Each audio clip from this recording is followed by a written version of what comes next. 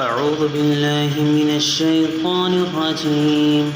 بسم الله الرحمن الرحيم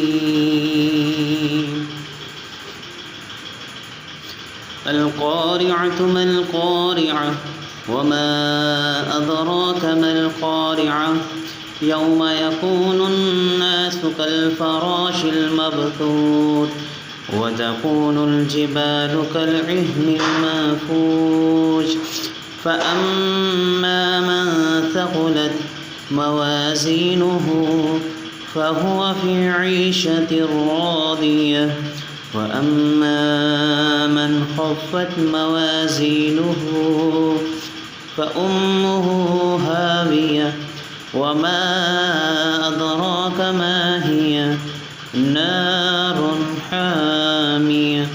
صدق الله العظيم